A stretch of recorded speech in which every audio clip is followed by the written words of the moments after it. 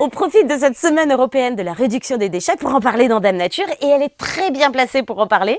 Salut Charlotte. Bonjour Jessica. La réduction des déchets, c'est une des premières choses à faire dans nos foyers. C'est à la portée de tous pour le bien-être de notre planète. Tu vas donc nous donner plein de petites astuces, des petites choses pour changer un peu nos codes au quotidien, voilà, et pour passer facilement au zéro déchet. Justement, par ce type de boutique en règle générale, d'épicerie vrac qui émerge un petit peu partout en France aujourd'hui, on essaye d'apporter des solutions à la demande du zéro déchet aujourd'hui. Comment fonctionner, que faire? En général, quand vous venez dans ce type de boutique, on va vous proposer de multiples solutions à plein d'habitudes qu'on a chez nous. Par exemple, ça va être des choses tout bêtes, mais limiter la quantité de produits ménagers qu'on peut utiliser. Au lieu d'acheter un produit par type de tâche nécessaire pour nettoyer sa maison, on va vous proposer 2 produits avec lesquels vous faites absolument tout, que ça soit la lessive, la vaisselle. Et dans ce cas, ça limite énormément la quantité de produits et de déchets d'emballage que peuvent générer l'achat de ces produits-là. Tu parles du savon noir et du vinaigre blanc, par exemple, ou le savon de Marseille. Après, on va avoir à la place du film alimentaire un morceau de biwap, par exemple. Les brosses à dents, l'outil fatidique de la salle de bain. Tous les membres du foyer en ont une. Enfin, normalement. Normalement, du moins on l'espère.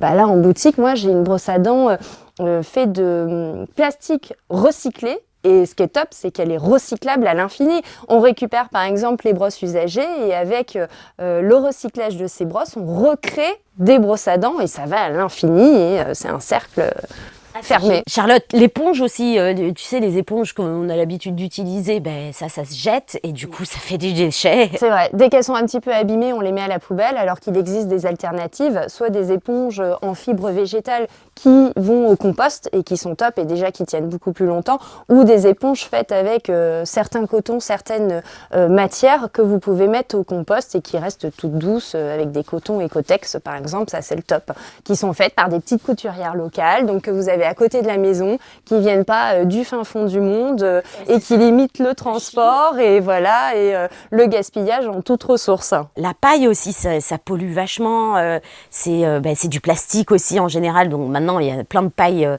qui se font... Nous on va proposer de l'inox et du verre qui sont des matériaux qui durent in aeternam tant qu'on en prend soin et qu'on les casse pas. Et puis tu le mets dans la machine. On met à la machine, elle se lave et on les réutilise à l'infini. Tout ce qui est gourde en plastique, on remplace en règle générale avec notre bouteille qui est fait isotherme et qui sert en même temps de thermos. Donc, en autre petit geste aussi du quotidien, les boules à thé tout simplement, au lieu d'acheter le paquet de thé avec des sachets individualisés qui sont eux-mêmes dans des petits sachets plastiques, on achète la boule à thé et le thé ou l'infusion en vrac. Pour ceux qui préfèrent plus ou moins fort, on en met plus ou moins et ça c'est top. C'est zéro déchet et c'est zéro gaspille aussi. Après il y a le fait maison. Beaucoup de Français sont mis à faire des choses maison entre guillemets. Il suffit d'acheter des produits basiques qu'on trouve beaucoup dans des commerces comme les nôtres et vous fabriquez tout ce dont vous avez besoin au quotidien en règle générale. Et puis évidemment, on vient avec ses contenants et on remplit ses contenants et comme ça fait 0 sachet, 0 paquet, 0 sac. Zéro gaspillage alimentaire puisque vous choisissez en plus la quantité voulue. Donc on n'a pas des formats de sachets imposés où vous vous retrouvez avec 500 grammes pour utiliser 100 grammes dans votre cuisine.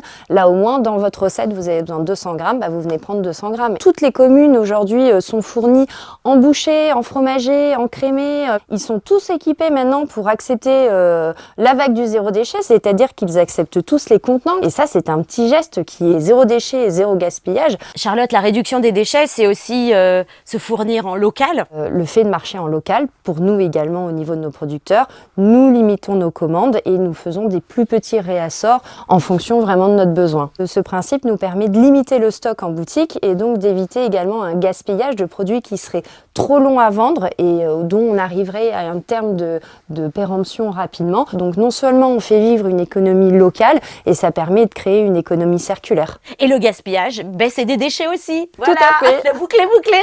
En tout cas, si on veut préserver notre planète, on réduit ses déchets. Ça, c'est important. Et c'est à la portée de tous. On peut tous faire un petit geste. Merci beaucoup, Charlotte. Merci à toi, Jessica. Ciao.